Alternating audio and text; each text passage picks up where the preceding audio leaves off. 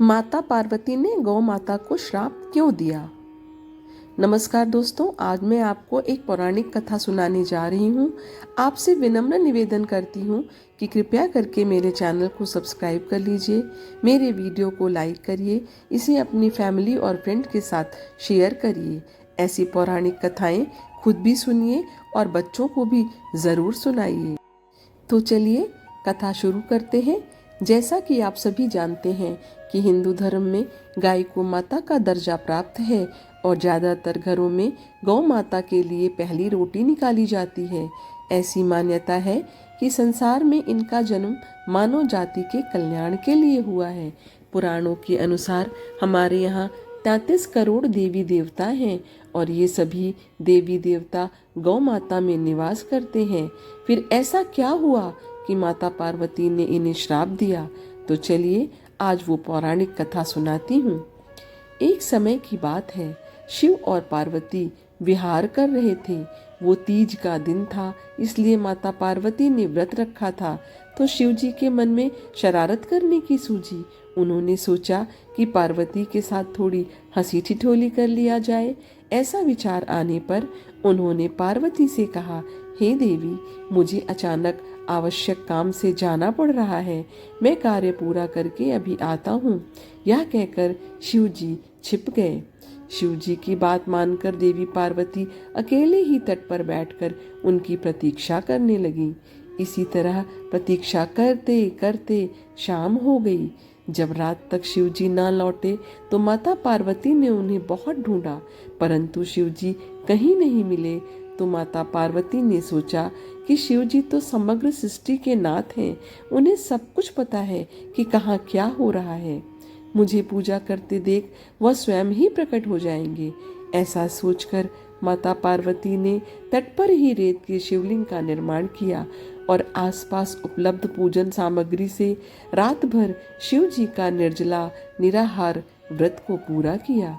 शिव जी सूक्ष्म रूप से वहीं उपस्थित थे और हर गतिविधि को देख रहे थे।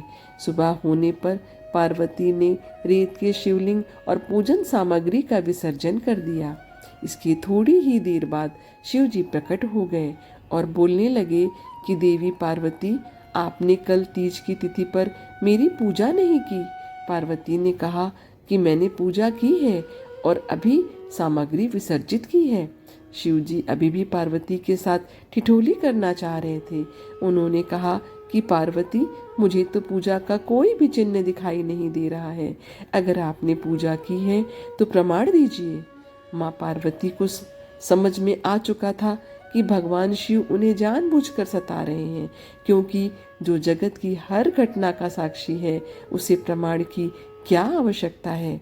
देवी पार्वती भी इस हंसी मजाक का भरपूर आनंद ले रही थीं। शिव जी की बात सुनकर माता पार्वती ने आसपास देखा। वहां उन्हें एक गाय खड़ी दिखाई दी। उन्होंने शिव जी से कहा कि ये गाय मेरी साक्षी है। जब मैं पूजा कर रही थी तो ये गाय यहाँ उपस्थित थी।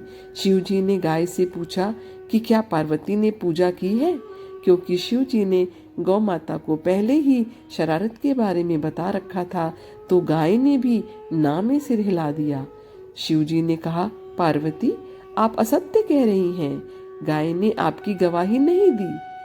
शिव जी के सामने स्वयं का अकारण झूठा साबित होना पार्वती सहन नहीं कर पाई और क्रोध में आकर उन्होंने उसी वक्त गाय को श्राप दे दिया। माता पार्वती ने श्राप देते हुए कहा कि तू दिव्य जन्मा है, तू जगत कल्याण के लिए प्रकट हुई है, इसीलिए जनहित के लिए तेरे गुण यथावत ही रहेंगे, किंतु जिस मुंह से तूने झूठी गवाही दी है उसे दंड अवश्य भुगतना होगा। झूठ बोलने के कारण अब से जूठन ही तेरा आहार होगी।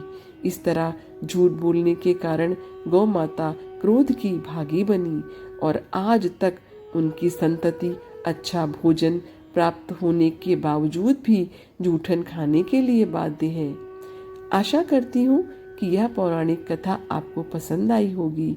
कोई और कथा आप सुनना चाहते हैं या किसी प्रकार की जानकारी प्राप्त करना चाहते हैं तो कृपया करके कमेंट बॉक्स में लिख सकते हैं और यदि आपको मेरा यह वीडियो पसंद आया है तो हर हर महादेव लिख दीजिए।